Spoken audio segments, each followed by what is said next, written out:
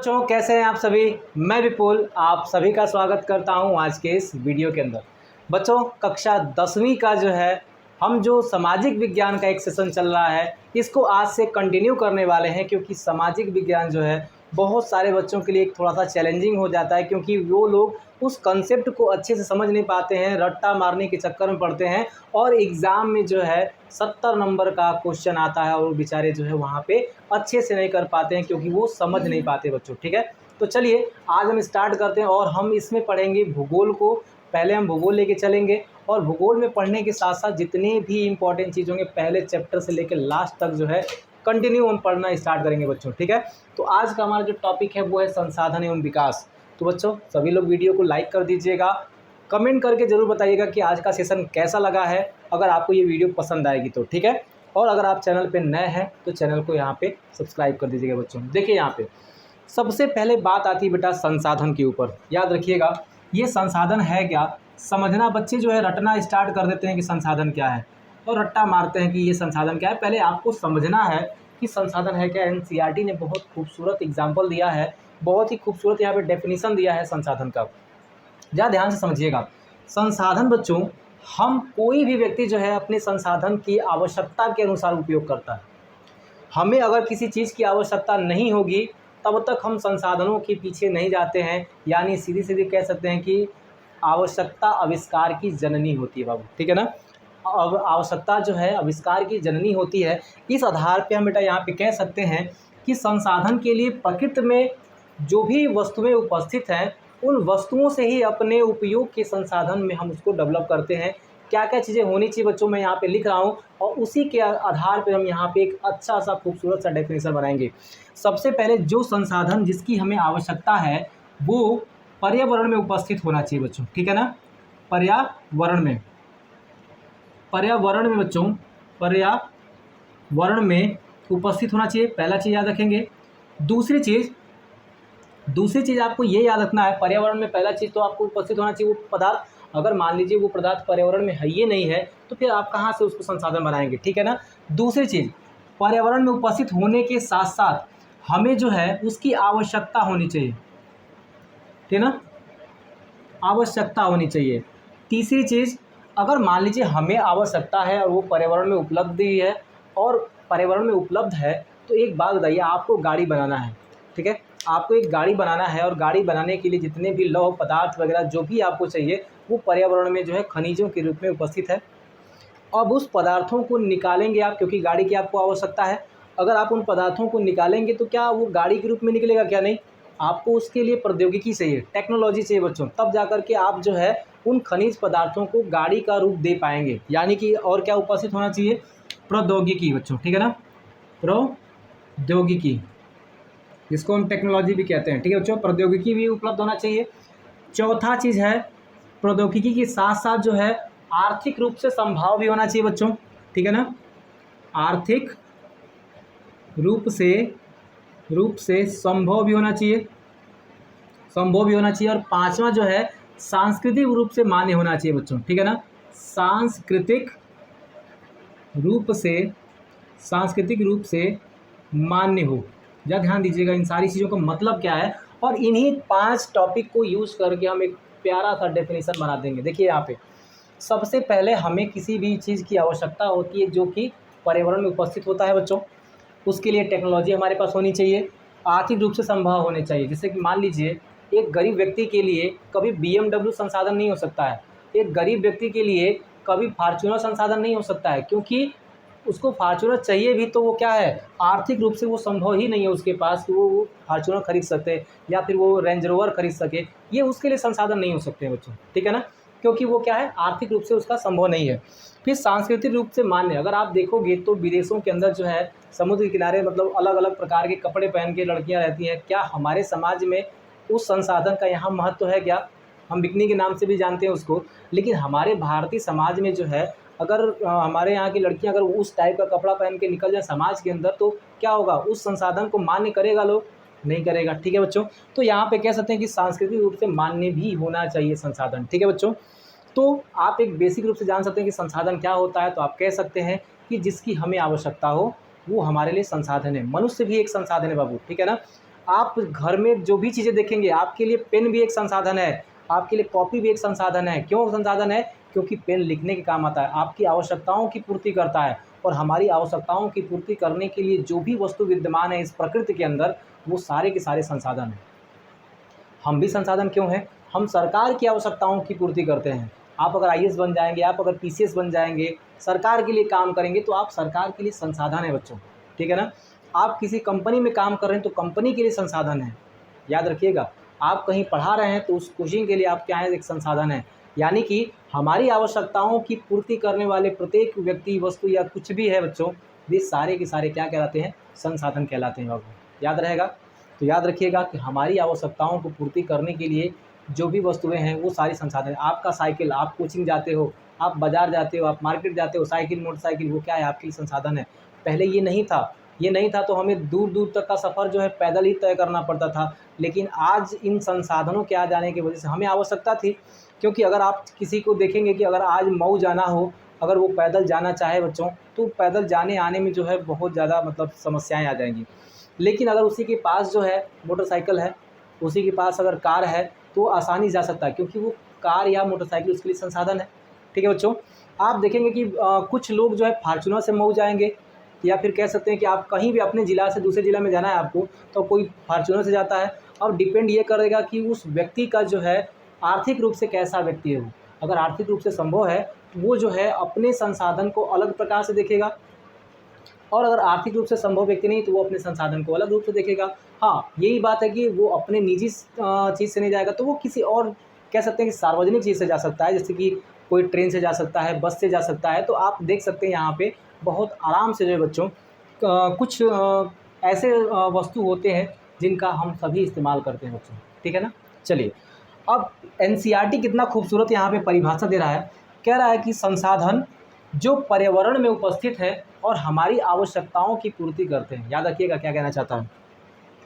जो पर्यावरण में उपस्थित सभी वस्तु, पर्यावरण में उपस्थित सभी वस्तु जो हमारी आवश्यकताओं की पूर्ति करते हैं, जिनके लिए आवश्यक प्रौद्योगिकी उपलब्ध है तथा वो आर्थिक रूप से संभव और सांस्कृतिक रूप से मान्य है।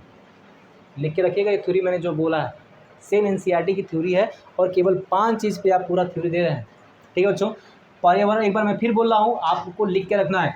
पर्यावरण में उपस्थित सभी वस्तुएं जो हमारी आवश्यकता की पूर्ति करते हैं, जिनके लिए प्रौद्योगिकी उत्पन्न है तथा वह आर्थिक रूप से संभव और सांस्कृतिक रूप से मान्य होते हैं, उन्हें हम संसाधन कहते हैं। बहुत ही प्यारा जो है आपका यहाँ पे एनसीईआरटी ने परिभाषा दिया है बच्चों। तो एक बात तो हमें पता चल गई कि संसाधन है क्या। संसाधन का मतलब ये है कि मनुष्य की आवश्यकताओं की पूर्ति करने के लिए जो भी हमारे पास वस्तुएं हैं उन्हें हम संसाधन कह सकते हैं। जैसे आपके पास पेन है, आपके पास साइकिल है, आपके पास कॉपी है, ये सारे की सारी चीज़ जो है आपके लिए संसाधन है। आपके पास जो मोबाइल फ़ोन है वो भी आपके लिए संसाधन है। मतलब आपकी आवश्यकताओं की जो भी चीज़ें पूरी होती हैं, जिन वस्तुओं से आपकी आवश्यकताएँ पूरी होती हैं, वे सारे के सारे क्या हैं बच्चों? संसाधन हैं। तो एक बात याद रखिएगा कि हर व्यक्ति के लिए संसाधन का नज़रिया अलग अलग होता है। जैसे कि मान लीजिए अगर कोई एक बड़ा व्यक्ति है तो उसके लिए जो संसाधन हम कह सकते हैं कि एरोप्लेन हो सकता है। एरोप्लेन से वो जो है फ्लाइट से कहीं भी आ जा सकता है, वो उसके लिए संसाधन हो सकता है। जैसे मान लीजिए अमिताभ बच्चन के पास खुद की फ़्लाइट है, खुद की मतलब कह सकते हैं कि एरोप्लेन बता, या फिर कह सकते हैं प्राइवेट प्लेन उनके पास है, तो उनके लिए संसाधन है। क्या हमारे जैसे नॉर्मल व्यक्ति के लिए वो हमारे संसाधन है क्या?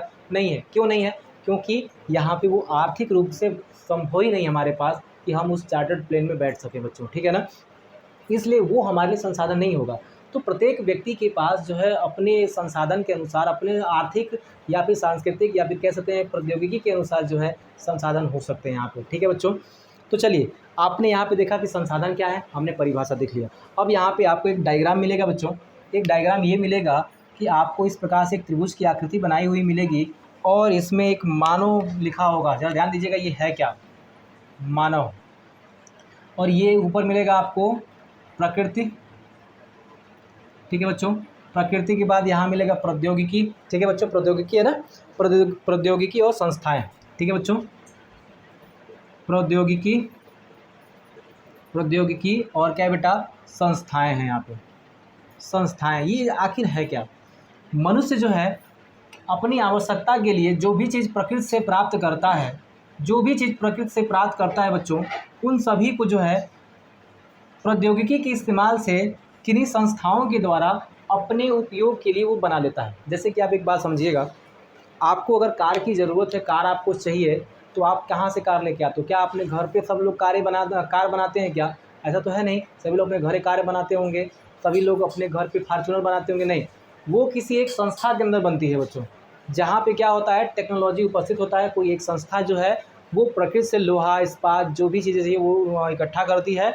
इकट्ठा करने के बाद उसमें जो है प्रौद्योगिकी का इस्तेमाल करके जो है वो संस्थाओं को क्या करती है, संस्थाओं में बनाती है। लेकिन ये सारा प्रक्रम करने वाला व्यक्ति कौन होता है? मानव ही होता है। टेक्नोलॉजी किसी के पास होती नहीं, भगवान के पास थोड़ी होती है टेक्नोलॉजी, मानव के पास ही टेक्नोलॉजी होती है। ये मानव ही जो है ना वो प्रकृति से चीज़ों को खोज के लाता है अपनी आवश्यकता के अनुसार, और उसमें मानव का ही टेक्नोलॉजी यूज होता है, और मानव के द्वारा ही इस टेक्नोलॉजी का यूज़ करके इन संस्थाओं में जो है संसाधनों का निर्माण किया जाता है बच्चों। बात समझ में आई? तो इस डायग्राम को मुझे लगता है कि अगर आप एग्ज़ाम में जाएंगे, संसाधन के बारे में अगर आप लिख रहे होंगे, तो इस डायग्राम को आप ज़रूर डालिएगा, एक बढ़िया इम्पैक्ट डालेगा आपके क्वेश्चन के ऊपर बच्चों, ठीक है ना। चलिए अब आ जाते हैं थोड़ा सा अपने संसाधनों के प्रकार के बारे में बच्चों, ठीक है ना।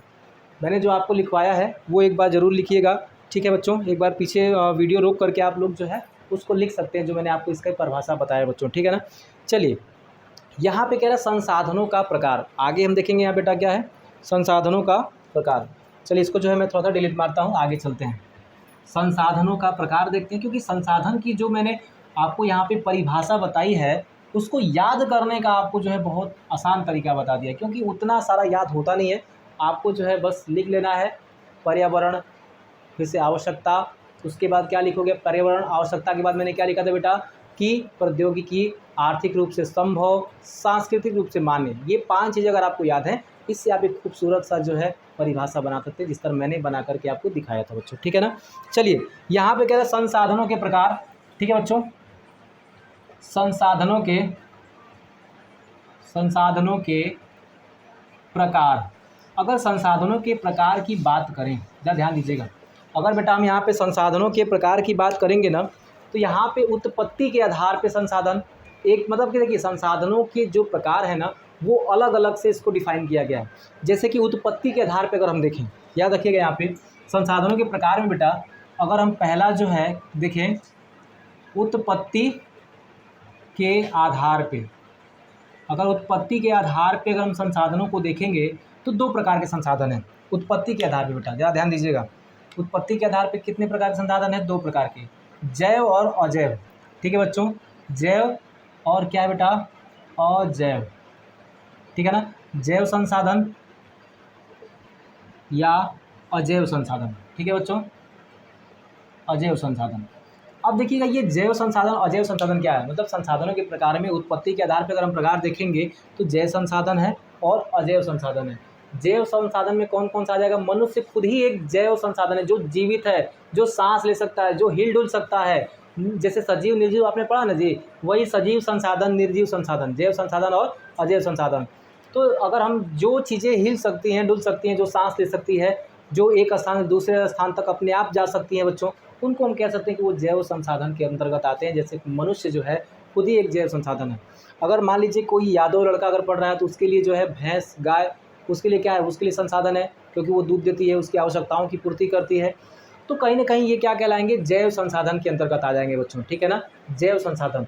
लेकिन वहीं जो है अजैव संसाधन में आप देखोगे तो अजैव संसाधन में बच्चों जैसे खनिज है, चट्टान है, जिनके पास जो है आप कह सकते हैं जो हिल डुल नहीं सकती हैं, जो सांस नहीं ले सकती हैं, जो एक स्थान से दूसरे स्थान तक अपने आप नहीं जा सकती हैं, ऐसे पदार्थों को हम कहते हैं कि वो अजैव संसाधन है। लिखते जाइएगा आप यहाँ पे जो भी मैं बोल रहा हूँ लेक्चर आप जो है अपने लिखते जाइएगा कॉपी के अंदर। तो अजैव संसाधन में आप कहते हैं चट्टान है, खनिज है, क्योंकि खनिजों की हमें आवश्यकता होती है, ठीक है ना। क्या खनिज हिल डुल के जा सकते हैं बच्चों? नहीं, उनको मनुष्य के द्वारा ही निकाला जाता है। चट्टानें हमारे लिए बहुत सारी उपयोगी हैं बच्चों, ठीक है ना। आपकी जो पेन है वो भी आपके लिए संसाधन है। आप उस पेन को जो है हिला डुला, मतलब अपने से हिला डुला पाएंगे क्या? पेन अपने से उठ के चलने लगेगी क्या? पेन जो है उसके अंदर सांस लेने की क्षमता है, क्योंकि वो एक निर्जीव वस्तु है। लेकिन वो निर्जीव वस्तु हमारे लिए संसाधन है।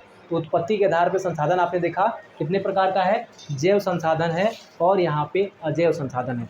बात समझ में आई हो तो आगे बढ़ते हैं बेटा। यहाँ पे कोई समस्या आ रही है? यहाँ पे कोई दिक्कत है? नहीं ना, आगे चलें। चलिए अब कह रहा समाप्यता के आधार पे, समाप्यता के आधार पे संसाधन, ठीक है ना। देखिए यहाँ पे समाप्यता के आधार पे, अगला देखेंगे यहाँ पे, ये तो था उत्पत्ति के आधार पे संसाधन कितने प्रकार के होते हैं, 2 प्रकार के। समाप्यता के आधार पे बच्चों, ठीक है ना, समाप्यता के आधार पर, समाप्यता के आधार पे संसाधनों का अगर वर्गीकरण करें बच्चों तो कितने संसाधन बन सकते हैं यहाँ पे। एक होता है नवीकरणीय संसाधन। क्या होता है बेटा, नवीकरणीय, नवीकरणीय संसाधन, नवीकरणीय संसाधन, अनवीकरणीय, अनवीकरणीय बाबू, ठीक है ना, अनवीकरणीय संसाधन, ध्यान दीजिएगा ये संसाधन है क्या, अनवीकरणीय संसाधन।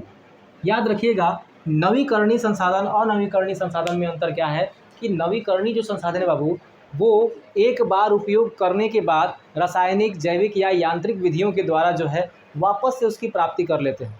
समझे बात को, मतलब एक बार वो संसाधन खत्म भी हो जाएगा तो हम उन संसाधनों को वापस से पुनः बहुत जल्दी प्राप्त कर लेंगे।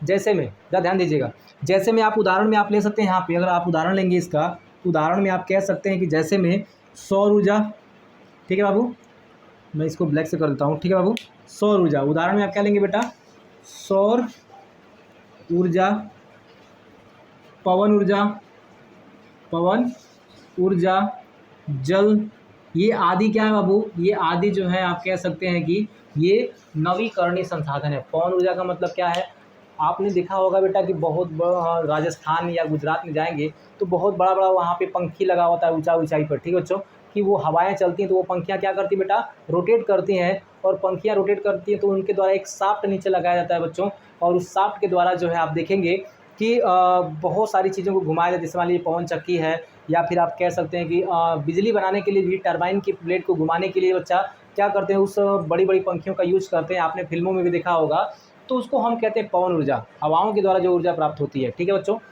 अब वो ऊर्जा जो है एक बार मान लीजिए कि पूरा का पूरा उसने बिजली बनाया, बिजली बनाने के बाद जब पवन ऊर्जा में जो शाफ्ट घूमती है पंखियों के नाचने की वजह से, उस शाफ्ट से जो ऊर्जा मिली एक बार ख़त्म हो गई, तो हमने क्या किया, वापस से वो हवा, चूँकि हवा तो ख़त्म नहीं होगा, वापस से हवा क्या होगा, चलेगा, वापस से बेटा हवा चलेगी तो वापस से क्या होगा, पवन ऊर्जा क्या हो जाएगी, यहाँ पे आ जाएगी।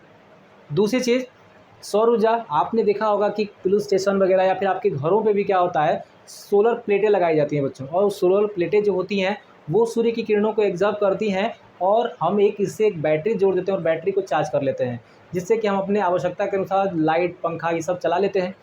लेकिन मान लीजिए कि वो बैटरी डाउन हो जाए तो क्या वापस से चार्ज नहीं हो जाएगी, क्या वापस से चार्ज हो जाएगी, क्योंकि हम उसको जो है रासायनिक, भौतिक या यांत्रिक विधियों के द्वारा अगर एक बार ऊर्जा खत्म हो जा रही है तो हम वापस से उस संसाधन को प्राप्त कर सकते हैं। जैसे कि जल संसाधन आप देखोगे तो जल संसाधन एक नवीकरणीय संसाधन है। नवीकरणीय का मतलब अगर जल एक बार ख़त्म होगा तो वापस वर्षा होगी, वापस वर्षा होगी तो वापस जल का भंडार हो जाएगा, फिर जल खत्म होगा फिर वर्षा हो जाएगी। लेकिन ज़रा ध्यान दीजिएगा, हम किसी भी संसाधन का अति दोहन नहीं कर सकते, क्योंकि आप किसी संसाधन का अति दोहन करेंगे वो नवीकरणीय संसाधन से अनवीकरणीय संसाधन में कन्वर्ट हो जाता है। जैसे में हम आप ले सकते हैं कि जल का एग्जांपल लेंगे तो बाबू, तो जल का हमें बहुत ज़्यादा उसका अति क्या देख सकते हैं ना कि अति जो है उपयोग कर रहे हैं, यानी कि हमें जितना चाहिए ना उससे ज़्यादा जो है हम इसका उपयोग कर रहे हैं, ठीक है ना, दोहन कर रहे हैं, हम उपयोग नहीं कर रहे हैं, उपयोग अलग चीज़ है, दोहन अलग चीज़ है, हम उसका अति दोहन कर रहे हैं। और जल का अति दोहन करने के कारण बच्चों ये जो जल ऊर्जा है वो समाप्त होने के कगार पे आ जा रही है। और देखोगे कि बहुत सारे क्षेत्र, राजस्थान में जाओगे गंगापुर ज़िले के अंदर, तो बहुत ऐसी जगह हैं जहाँ पे लोग पानी बिना मर रहे हैं। मध्य प्रदेश में जाओगे, खुद उत्तर प्रदेश के बुंदेलखंड वाले इलाके में अगर जाओगे तो पानी की बहुत ज़्यादा समस्या है। सोचो कि पूरे पृथ्वी पे 1/3 पानी है, लेकिन पीने के लिए जो पानी है केवल 0.03% है अकॉर्डिंग टू NCERT बच्चों, ठीक है ना। चलिए तो हम जो है आगे चलते हैं अनवीकरणीय संसाधन में। अनवीकरणीय संसाधन ऐसे संसाधन है जिसका एक बार उपयोग करने के तत्पश्चात यदि वो खत्म हो गए तो उनका जो एक बहुत लंबे कालखंड के बाद वापस से उनको हम प्राप्त कर सकते हैं। लंबे कालखंड कहने का तात्पर्य है कि 1000 वर्ष, 2000 वर्ष, हो सकता है कि 1 लाख वर्ष बाद जो है वो संसाधन हमें मिले, तो हम कह सकते हैं ये क्या है, अनवीकरणीय संसाधन है बच्चों। और इसके उदाहरण के रूप में ले सकते हैं आप, इसके जो है उदाहरण के रूप में ले सकते हैं कि प्राकृतिक गैस, पेट्रोलियम, ठीक है बाबू, क्या है, कोयला है, प्राकृतिक गैस है बच्चों, ठीक है ना, प्राकृतिक गैस है, और पेट्रोलियम है, ठीक है ना, पेट्रोलियम ये आदि जो है बेटा ना, ये क्या हो जाएंगे आपके अनवीकरणीय संसाधन, क्योंकि कोयला खत्म हो जाएगा, पेट्रोलियम खत्म हो जाएगा, तो एक बहुत लंबे समय अंतराल के बाद जो है इनका वापस से निर्माण होगा, तब जा कर के मिलेगा। और लंबे समय अंतराल का मतलब ये हुआ 1000, 2000 या 5000 या 10,000 साल के बाद जो है इनका वापस से हमको प्राप्त कर सकेंगे। तो इसलिए इसको हम कहते हैं कि ये अनवीकरणीय संसाधन है बाबू, ठीक है ना, कोई समस्या नहीं है। आइए आगे चलते हैं। स्वामित्व के आधार पे संसाधन कितने प्रकार के होते हैं बाबू, ठीक है ना। स्वामित्व के आधार पे संसाधन कितने प्रकार की होंगी, जरा उनको भी देख लेते हैं यहाँ पे। स्वामित्व के आधार पे बाबू, ठीक है ना। देखो यहाँ पे स्वामित्व के आधार पे संसाधन को अगर हम स्वामित्व के आधार पे देखेंगे बेटा यहाँ पे, तो स्वामित्व के आधार पे संसाधन 3 प्रकार के होते हैं। पहला होता है व्यक्तिगत संसाधन। क्या होता है बेटा यहाँ पे, व्यक्तिगत संसाधन होता है। दूसरा बेटा आप ले सकते हैं यहाँ पे, व्यक्तिगत संसाधन का मतलब इसको निजी संसाधन भी कहते हैं, ठीक है ना। और एक होता है सार्वजनिक संसाधन, सार्वजनिक संसाधन। और बेटा आपका अगर यहाँ देखोगे तो एक होता है राष्ट्रीय संसाधन, राष्ट्रीय संसाधन। और आप देखोगे यहाँ पे तो एक होता है अंतर्राष्ट्रीय संसाधन बाबू, ठीक है ना, अंतर्राष्ट्रीय बच्चों, ठीक है ना, अंतर्राष्ट्रीय संसाधन। जरा ध्यान दीजिएगा यहाँ पे अंतर्राष्ट्रीय संसाधन। बेटा एक बात बहुत ही ध्यान से आपको देखना है कि अगर व्यक्तिगत संसाधन की बात चलेगी तो एक ऐसा संसाधन जो निजी अधिकार में होता है, जैसे कि मेरा घर, ठीक है ना, मेरी बाइक, आपकी साइकिल, ठीक है ना, आपकी बाइक, आपकी साइकिल, आपका कार, ये आपका निजी संसाधन है, ठीक है।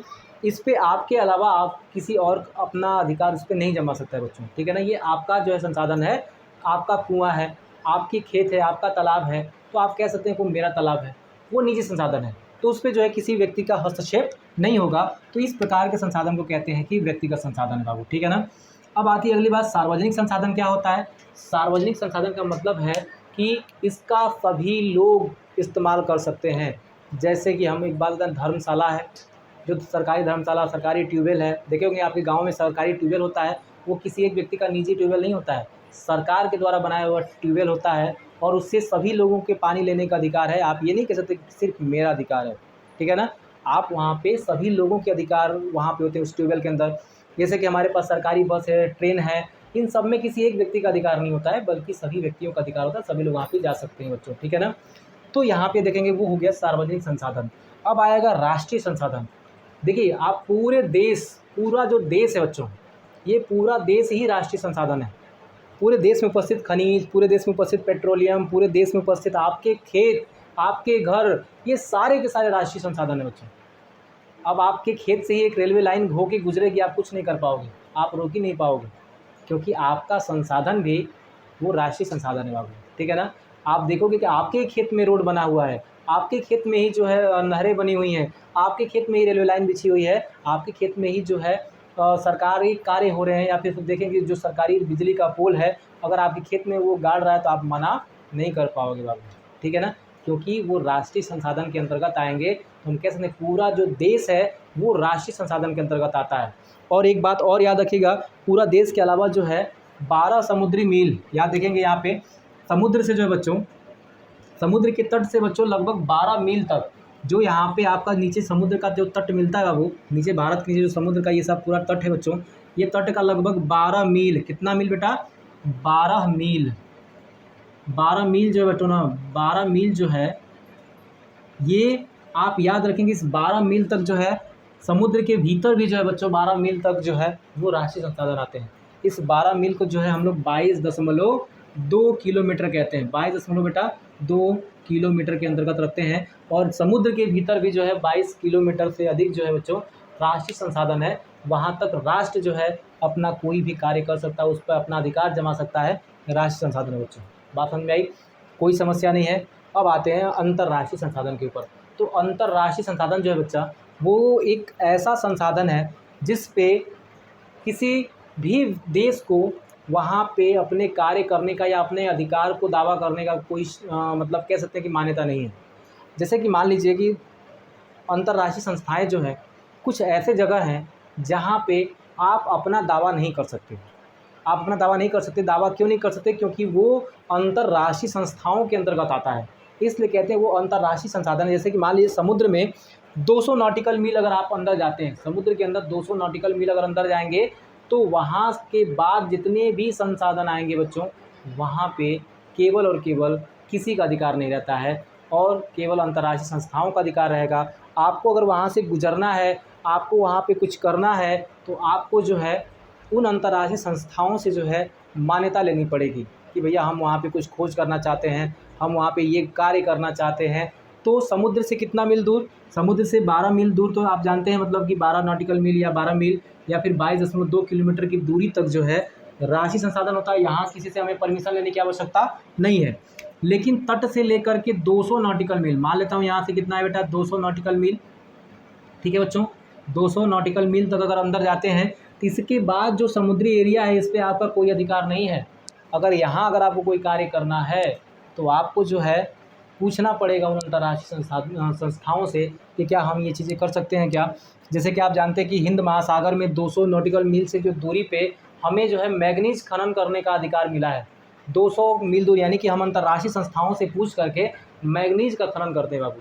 किसका खनन करते हैं? मैग्नीज का खनन करते हैं इन समुद्र से 200 नॉटिकल मील दूर बच्चों, ठीक है ना। मैग्नीज याद रखिए, ठीक है बच्चों, मैग्नीज का हम खनन करते हैं, भारत करता है हिंद महासागर के अंदर। यहाँ तक बातें क्लियर हो गई बच्चा, ठीक है ना। अब आ जाइए थोड़ा सा पूरी की पूरी जो है आगे की चर्चा स्टार्ट करते हैं बच्चों, ठीक है ना। हमने संसाधनों के प्रकार को भी देख लिया यहाँ पे। अब संसाधनों के प्रकार को देखने के बाद जब हम आगे चलेंगे बाबू, तो यहाँ पे एक और चीज़ है, संसाधनों का विकास कैसे हो, ठीक है बाबू, संसाधनों का विकास कैसे हो। उसके पहले भी दिया गया था कि विकास के स्तर पे भी अगर संसाधनों का हम प्रकार देखना चाहें तो कह सकते हैं यहाँ पे जो है संभावी संसाधन है, फिर से कह सकते हैं भंडारण है, विकसित संसाधन है बच्चों, ठीक है ना। तो इनका भी मतलब बहुत ज़्यादा इम्पोर्टेंट नहीं है, आप वहाँ से देख सकते हैं, कोई दिक्कत नहीं है। अब देखते हैं यहाँ पे संसाधन विकास क्या है बेटा, संसाधन विकास, या ध्यान दीजिएगा, संसाधन विकास। हमने संसाधन देखा, अब संसाधन विकास देखेंगे बच्चों। संसाधनों का विकास कैसे होता है, एक बात ज़रा ध्यान में रखिएगा अपने, चूँकि संसाधन हमारे पास यूज़ करने के लिए बहुत ज़्यादा हैं, हमारे पास जो संसाधन हैं उनका उपयोग करना हमारे पास बहुत ज़्यादा है, लेकिन हम संसाधनों को जो है उपयोग न करके संसाधनों का दोहन करते हैं, और संसाधनों का दोहन करने के चक्कर में हम संसाधनों का विनाश कर देते हैं बच्चों। और जब संसाधन का विनाश हो जाएगा तो हमें जो है संसाधन विकास करने में कोई मतलब वो नहीं रह जाएगा। तो यहाँ पे बहुत सारे देशों ने देखा कि सभी जो देश हैं अपने अपने संसाधनों का विकास करने के लिए वो किसी स्तर पे पहुँच जाते हैं, किसी भी स्तर पे, ठीक है ना, जहाँ पे पर्यावरण को भी क्षति पहुँचती है।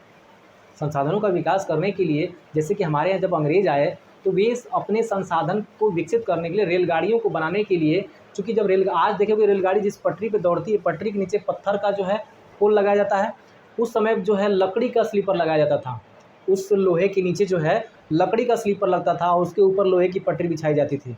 लेकिन आज देखेंगे पत्थर का है। तो वो लकड़ी जो है हमारे यहाँ बहुत बड़ी मात्रा पे जंगलों को काट करके उन लकड़ियों का यूज किया गया था, जिससे कि बहुत सारे जंगल, ठीक है बच्चों। अगर आप जो है कक्षा 8वीं के NCERT पढ़ेंगे तो आपको दिखेगा कि आज जो हमारे पास एक EVM मशीन है, जिसे वोटिंग मशीन कहते हैं बच्चों, इलेक्ट्रॉनिक वोटिंग मशीन जिससे हम वोट देते हैं, उसके आ जाने से लगभग 1.5 लाख पेड़ों को बचाया गया। एक बार जो चुनाव होता है, एक बार चुनाव में बच्चों 1.5 लाख पेड़ काटे जाते हैं, जिससे कि 8000 टन बैलेट पेपर तैयार किया जाता था। और अब सोचिए कि 1.5 लाख पेड़ जो है एक चुनाव के अंदर खर्च होते थे बच्चों। तो उस इलेक्ट्रॉनिक वोटिंग मशीन के आने की वजह से वो पेड़ बचे कि नहीं बचे, ठीक है ना। तो हम जो है संसाधनों का यूज करते करते इस स्तर पे पहुंच जाते हैं कि संसाधनों का दोहन करने लगते हैं। तो याद रखिएगा यहाँ पे, इसीलिए जो है एक सतत विकास, सतत पोषणी विकास का कंसेप्ट लाया गया, ठीक है बच्चों। कौन सा कंसेप्ट लाया गया? सतत विकास, सतत पोषणी विकास का, सस्टेनेबल डेवलपमेंट का। और कहाँ लाया गया? ब्राज़ील के अंदर, याद रखेंगे ब्राज़ील के अंदर बच्चों, ठीक है ना। पृथ्वी सम्मेलन होता है, क्या होता है? पृथ्वी सम्मेलन होता है बेटा 1992 को। कहाँ पे होता है ये? Rio de Janeiro, Rio de Janeiro, Rio de Janeiro में जो है 1992 में पृथ्वी सम्मेलन होता है। जरा ध्यान दीजिएगा, रियो डी जेनेरो ये है कहाँ पे? ब्राज़ील में है बेटा। कहाँ पे है? ब्राज़ील में है। ब्राज़ील के अंदर जो है ये रियो डी जेनेरो है, ये वहाँ का एक शहर है। वहीं पे लगभग 100 से अधिक देश, कितने अधिक है बच्चों, यहाँ पे लगभग 100 से अधिक जो है 100 से अधिक देशों के जो राष्ट्राध्यक्ष थे, 100 से अधिक देशों के राष्ट्राध्यक्ष जो है बैठते हैं। और बैठने के बाद वे लोग चिंता का विषय होता है, क्योंकि संसाधन जब आप दोहन करते हैं, संसाधन नष्ट होने लगते हैं, तो ये किसी भी देश के लिए चिंता का विषय बन जाता है। इसी वजह से यहाँ पे 100 से ज़्यादा राष्ट्राध्यक्षों ने मिल करके एक कॉन्सेप्ट रखा बेटा, उसका नाम है सतत पोषणीय विकास। ठीक है बच्चों, क्या नाम है बच्चा उसका? सतत पोषणीय विकास। इंग्लिश में इसको सस्टेनेबल डेवलपमेंट भी कहते हैं बाबू। अब ये सतत पोषणीय विकास है क्या, लिख के रखना, बहुत ही इंपॉर्टेंट टॉपिक है यार। ठीक है बच्चों, तो सतत पोषणीय विकास जो है एक ऐसा विकास जो पर्यावरण की क्षति पहुंचाए बिना हो। याद रखिएगा, ये मैं आपको थ्योरी बोल रहा हूँ। एक ऐसा विकास जो पर्यावरण को क्षति पहुंचाए बिना हो तथा भविष्य में आने वाली पीढ़ियों के लिए भी संसाधन को संचित रखा जाए, इस प्रकार के विकास को हम सतत पोषणीय विकास कहते हैं। यानी कि हम जब भी विकास कर रहे होंगे पर्यावरण को ध्यान में जरूर रखेंगे, पर्यावरण की क्षति ना हो। ठीक है ना। दूसरी चीज़, हम संसाधनों का इस प्रकार से ही इस्तेमाल करेंगे ताकि आने वाली जो हमारी पीढ़ियां हैं वो भी उन संसाधनों को आसानी से इस्तेमाल कर सके। ये नहीं कि हम सारे संसाधन अभी ख़त्म कर दें, बेचारी आने वाली पीढ़ियां जो है भीख मांगे घूम घूम कर। ठीक है जी बाबू। इसलिए जो है यहाँ पे सतत पोषणीय विकास का 2 ही कंसेप्ट याद रखिएगा। एक तो पर्यावरण को बिना क्षति पहुँचाए होनी चाहिए, दूसरी आपको पता होनी चाहिए कि यहाँ पे जो है पर्यावरण को बिना क्षति पहुँचाए हो और आने वाली भविष्य की पीढ़ियों के लिए भी संसाधन को संचित रखा जाए। ठीक है, इसे हम कहते हैं सतत पोषणीय विकास। यानी एक ऐसा विकास, ऐसे लिखिएगा, सतत पोषणीय विकास हेडिंग डाल के, एक ऐसा विकास जो पर्यावरण को क्षति पहुंचाए बिना हो तथा भविष्य में आने वाली पीढ़ियों के लिए भी संसाधन को बचा कर रखा जाए, इस प्रकार के विकास को हम सतत पोषणीय विकास कहते हैं। बात समझ में आई। और इसी सम्मेलन के अंदर एजेंडा 21 लाया गया। एजेंडा 21 याद रखेंगे यहाँ पे। ठीक है बाबू, क्या है यहाँ पे?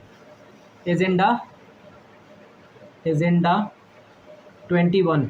एजेंडा 21 है क्या? एजेंडा 21 जो है भविष्य में, क्योंकि आप देखेंगे कि ये जो सम्मेलन हुआ था 20वीं शताब्दी में हुआ था। कब हुआ था बाबू? 20वीं शताब्दी में ये सम्मेलन हुआ था। और 8 बरस बाद कौन सा शताब्दी आता है? 21वीं शताब्दी। 2000, 2001, 2002 ये सब क्या है? 21वीं शताब्दी में आ गए बाबू हम लोग। तो जो 21वीं शताब्दी था, उस 21वीं शताब्दी में हमारा विकास कैसा होगा, उसके लिए एजेंडा तैयार किया गया था इन देशों के द्वारा। उसी को कहा गया एजेंडा 21। यहाँ तक बातें क्लियर हो चुकी है बाबू? यहाँ तक सभी की बातें क्लियर हो चुकी है ना? चलिए, तो हम यहाँ पे देख सकते हैं कि संसाधनों का नियोजन। देखिए यहाँ पे जो है ना, जैसे ही एजेंडा 21 आया तो यहाँ पे बताया गया कि सभी राष्ट्र को संसाधन नियोजन पे ध्यान देना होगा। संसाधन नियोजन का मतलब क्या है? जैसे कि हम आप भारत के परिप्रेक्ष्य में लेंगे संसाधन नियोजन। ठीक है बच्चों, बहुत ही इंपॉर्टेंट चीज़ है, सरकारें गिर जाती हैं इसके बिना बच्चों। ठीक है ना। संसाधन नियोजन, अगर सरकारें इस संसाधन को अच्छे से नियोजित नहीं कर पाती हैं तो सरकारें तक गिर जाती हैं। इतना खतरनाक कॉन्सेप्ट है ये। देखना यहाँ पे कैसे, जैसे आप उत्तर भारत के अंदर देखोगे तो गेहूँ, चावल, माने अनाज का बहुत ज़्यादा भंडारण है। लेकिन वहीं आप जाओगे मध्य भारत, दक्षिण भारत में, तो वहाँ पे खनिज का भंडार है। खनिज के अलावा जो है वहाँ पे आप इतनी बड़ी मात्रा में जो है आटा, चावल, मतलब गेहूँ, चावल नहीं हो पाता है, फसलें नहीं हो पाती हैं। आप देखोगे कि महाराष्ट्र या गुजरात वाला जो एरिया है, कपास के लिए बहुत ज़्यादा उपयोग है। अब एक बात बताओ कि खनिजों का आवश्यकता उत्तर भारत को है कि नहीं है? और वहीं पे दक्षिण भारत को अनाज की आवश्यकता है। तो यहाँ पे सरकारें क्या करती है? एक नियोजन करती है, नियोजन के लिए प्लानिंग करती हैं। नियोजन का मतलब क्या होता है बेटा? प्लानिंग। ठीक है, इंग्लिश में प्लानिंग। प्लान ये करती है कि वो पूरा का पूरा संसाधनों को पूरे क्षेत्र में समान रूप से बांटा जाए, किसी के पास संसाधन की कमी ना हो। जिसके पास खनिज है ज़्यादा, वो खनिज जो है कम एरिया वाले क्षेत्रों में जाएगा, जहाँ पे कम संसाधन है वहाँ पे खनिज जाएगा। और जहाँ पे खाद्य संसाधन ज़्यादा है वहाँ से कम खाद्य संसाधन वाले क्षेत्रों में उसको पहुँचाया जाएगा। और इसका काम जो है हमारी संस्थाएं करती हैं, सरकारी संस्थाएं, जैसे कि FCI है, फूड कॉर्पोरेशन ऑफ इंडिया है, या फिर गवर्नमेंट या फिर राज्य सरकारें जो हैं, इस तरह से सारी कामें करते रहती हैं बच्चों। ठीक है, तो चलिए यहाँ तक जो है हमने बहुत आसानी संसाधन के बारे में पढ़ा है। अब इसके बाद जो है 2 प्रकार के और संसाधन बच जाएंगे, भू संसाधन और मृदा संसाधन बच्चों।